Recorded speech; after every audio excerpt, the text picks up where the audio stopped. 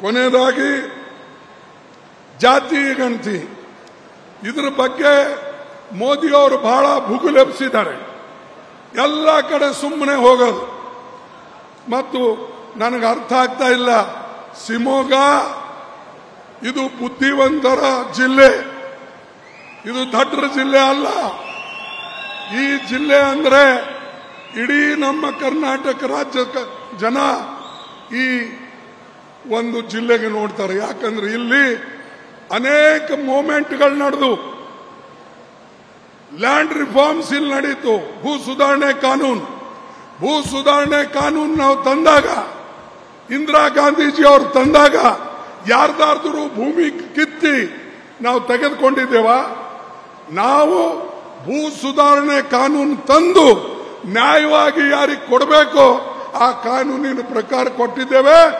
ಇಲ್ಲಿ ಲಕ್ಷಾಂತರ ಜನ ಕಾಂಗ್ರೆಸ್ನಿಂದ ಲಾಭ ಪಡೆದವರಿದ್ದಾರೆ. ಅನೇಕ ಜನ ಟೆನೆಂಟ್ರು ಮಾಲೀಕರಾಗಿದ್ದಾರೆ. ಈ ಕೆಲಸ ನಾವು ಮಾಡಿದ್ದೇವೆ. ನಾವು ಯಾರ ಮನೆಯಾಗ ಹೋಗಿ ಮಂಗಳಸೂತ್ರ ಕದ್ದಿಲ್ಲ, ಯಾರ ಮನೆಯಲ್ಲಿ ಹೋಗಿ ಅಲ್ಮಾರಿದಾಗ ಎಷ್ಟು ದುಡ್ಡಿದೆ ಅಂತ ನಾವು ಮಾಡಿಲ್ಲ. ಇದು ಎಲ್ಲ ಮೋದಿಜಿ ಅವರು ಭುಗುಲೆಬ್ಬಿಸ್ತಾರೆ. ಏನು ಹೇಳಬೇಕು ಅದು ಹೇಳೋದಿಲ್ಲ.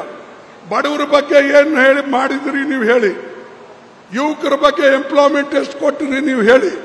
ಅದನ್ನ ಬಿಟ್ಟು ನಿಮ್ಮ ಭೂಮಿ ಕಸ್ಕೊಳ್ತಾರೆ, ನಿಮ್ಮ ಮಂಗಳಸೂತ್ರ ತಗೊಳ್ತಾರೆ, ನಿಮ್ಮ ಬಂಗಾರ ತಗೊಳ್ತಾರೆ, ನಿಮ್ಮ ಬೆಳ್ಳಿ ತಗೊಳ್ತಾರೆ. ಅರೆ, ಇದು ಏನಾದ್ರೂ ಒಬ್ಬ ಮುಖ್ಯಮಂತ್ರಿ ಹೇಳ್ತಕ್ಕಂಥದ ಸಾಧ್ಯ?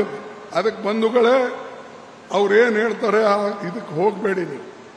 ನಾವು ಯಾವಾಗಲೂ ನ್ಯಾಯದ ಪ್ರಕಾರ ಬಡವರ ಪರವಾಗಿ ನಾವಿದ್ದೇವೆ. ಈ ಶಿವಮೊಗ್ಗ ಜಿಲ್ಲೆಯಲ್ಲಂತೂ ಬಡವರ ಪರವಾಗಿ ಹೋರಾಟ ಬಹಳ ದಿವಸದಿಂದ ಆಗಿದೆ.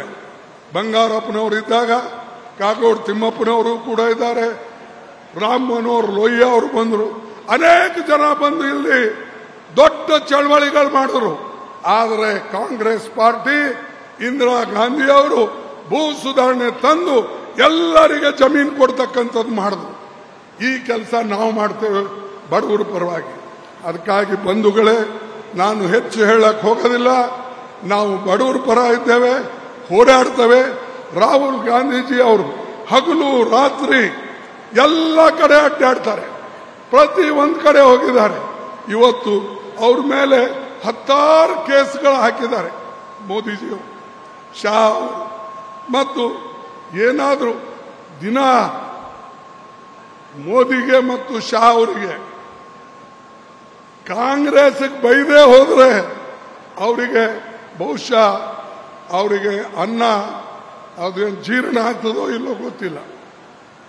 ನಮ್ಮ ಪಾರ್ಟಿಗೆ ಬೈಬೇಕು, ಗಾಂಧಿ ಫ್ಯಾಮಿಲಿಗೆ ಬೈಬೇಕು, ಇದೇ ಕೆಲಸ ಮೋದಿಜಿ ಅವ್ರದ್ದು ಮತ್ತು ಶಾದು. ಆದರೆ ನಾವು ಇದಕ್ಕೆಲ್ಲ ಹೆದರೋರು ಅಲ್ಲ, ಹೆದರೋದು ಇಲ್ಲ. ಅದರಲ್ಲಿ ರಾಹುಲ್ ಗಾಂಧಿ ಅಂತೂ ಮೊದಲೇ ಹೇಳ್ಬಿಟ್ಟಿದ್ದಾರೆ, ಯಾವುದೇ ಯೋಜನೆ ನಾವು ತಗೊಂಡ್ರೆ ಅದನ್ನ ನಾವು ಅನುಷ್ಠಾನ ಮಾಡಬೇಕು. ಅದಕ್ಕಾಗಿ ಅವರು ಒಂದು ಸ್ಲೋಗನ್ ಕೊಟ್ಟಿದ್ರು, ಡರೋ ಮತ್ ಅಂತ. ಅಂದ್ರೆ ಯಾರು ಹೆದರಬೇಡಿ, ನೀವು ಹೆದರಿದ್ರೆ ಸತ್ರಿ, ಜೋ ಡರ್ ಗಯಾ ಓ ಮರ್ ಗಯಾ. ಅದಕ್ಕೆ ನೀವು ಹೆದರಬೇಡಿ. ನಮ್ಮ ಜನರ ರಕ್ಷಣೆ ಮಾಡಬೇಕಾಗ್ಯದ. ವಿಶೇಷವಾಗಿ ನಮ್ಮ ಸಂವಿಧಾನ ರಕ್ಷಣೆ ಮಾಡಬೇಕು. ಆ ಸಂವಿಧಾನ ಇದೆ ಅಂತ ಹೇಳಿ ಇವತ್ತು ಮೋದಿ ಅವರು ಪ್ರಧಾನಮಂತ್ರಿ ಆಗಿದ್ದಾರೆ. ಆ ಸಂವಿಧಾನ ಇದೆ ಅಂತ ಹೇಳಿ ದಲಿತರು MLA ಆಗಿದ್ದಾರೆ, ಮಿನಿಸ್ಟರ್ ಆಗಿದ್ದಾರೆ, ಮತ್ತು ಅನೇಕ ಹೆಣ್ಣು ಮಕ್ಕಳು ಇವತ್ತು ಪಂಚಾಯಿತಿ ಚೇರ್ಮನ್ ಆಗಿದ್ದಾರೆ. ಅದು ರಾಜೀವ್ ಗಾಂಧಿ ಅವರಿಂದ. ಇದು ನೆನಪಿನಲ್ಲಿ ಇಟ್ಟುಕೊಂಡು ಈ ದೇಶದಲ್ಲಿ ಪ್ರಜಾಪ್ರಭುತ್ವ ಉಳಿಬೇಕು. ಆಮೇಲೆ ಬಾಬಾ ಸಾಹೇಬ್ ಅಂಬೇಡ್ಕರ್ ಅವರು ಬರೆದಂತ ಸಂವಿಧಾನದ ರಕ್ಷಣೆ ಮಾಡಬೇಕು. ಇದೇ ನಮ್ಮ ಗುರಿ. ಇದಕ್ಕಾಗಿ ನಾವು ಹೋರಾಟ ಮಾಡ್ತಾ ಇದ್ದೇವೆ. ಆಮೇಲೆ ಬೆಲೆ ಏನು ಏರ್ತಾ ಇದೆ ಅದಕ್ಕೆ ಕಡಿಮೆ ಮಾಡ್ತಕ್ಕಂಥದ್ದು, ಯುವಕರಿಗೆ ನೌಕರಿಗಳು ಕೊಡ್ತಕ್ಕಂಥದ್ದು, ಇವೆಲ್ಲ ಕೆಲಸ ನಾವು ನಮ್ಮ ಪಕ್ಷ ಅಧಿಕಾರಕ್ಕೆ ಬಂದಾಗ ಮಾಡೇ ತೀರ್ತೇವೆ. ಆ ಕೆಲಸ ಅದಕ್ಕಾಗಿ ನಿಮಗೆ ವೋಟ್ ಕೇಳ್ತಾ ಇದ್ದೇವೆ. ನಮ್ಮ ಚಿನ್ನ ಹಸ್ತ ನಿಮಗೆಲ್ಲ ಗೊತ್ತಿದೆ. ಕಾಂಗ್ರೆಸ್ ಚಿನ್ನ ಏನು? ಯಾಕಪ್ಪ ಉಸಿರೇ ಇಲ್ಲ? ಊಟ ಮಾಡಿಲ್ಲ. ಕಾಂಗ್ರೆಸ್ ಚಿಹ್ನ ಇದು ಎಲ್ಲ ನೀವು ನೆನಪಿನಲ್ಲಿ ಇಟ್ಟು ಹಸ್ತಕ್ಕೆ ಮತ ಕೊಡಿ ಮತ್ತು ಕಾಂಗ್ರೆಸ್ಗೆ ಹಾರಿಸ್ತನ್ನಿ. ಮುಂದಿನ ದಿನಗಳಲ್ಲಿ ನಾವೇನು ಈ ವಚನಗಳನ್ನು ಕೊಟ್ಟಿದ್ದೇವೆ ಇದ್ರ ಮೇಲೆ ರಾಹುಲ್ ಗಾಂಧೀಜಿ ಅವ್ರ ಸೈನ್ ಇದೆ, ನನ್ನ ಸೈನ್ ಇದೆ. ಈ ಗ್ಯಾರಂಟಿ ನಮ್ದು ಖಂಡಿತ. ಮೋದಿ ಗ್ಯಾರಂಟಿಗಳಲ್ಲ, ಸುಳ್ಳಾಡದೆ ಗ್ಯಾರಂಟಿ. ನಿಜ ಎಂದು ಹೇಳಲ್ಲ, ನಿಜ ಎಂದು ಹೇಳೋದಿಲ್ಲ. ಸುಳ್ಳಿನ ಗ್ಯಾರಂಟಿ ಮಾತ್ರ ಅವ್ರ ಬಳಿ. ನಿಜ ಜನರಿಗೆ ಸಹಾಯ ಮಾಡೋದು ನಮ್ಮದು. ಅದಕ್ಕಾಗಿ ಇಷ್ಟು ಮಾತ್ರ ಈ ಸಂದರ್ಭದಲ್ಲಿ ಹೇಳಿ ಒಂದೆರಡು ನಾನು ಸ್ಲೋಗನ್ ಹೇಳ್ತೇನೆ, ದಯವಿಟ್ಟು ತಾವು ಹೇಳಬೇಕು. ನಾನು ಹೇಳ್ತೇನೆ, ಮೋದಿ ಹಟಾವ್ ದೇಶ್ ಬಚಾವ್. ಮೋದಿ ಹಟಾವ್, ಮೋದಿ ಹಟಾವ್, ಮೋದಿ ಹಟಾವ್. ಜೈ ಹಿಂದ್. ಯಾಕಪ್ಪ ಸಪ್ಪಗೆ ಜೈ ಹಿಂದ್ ಅಲ್ಲೂ?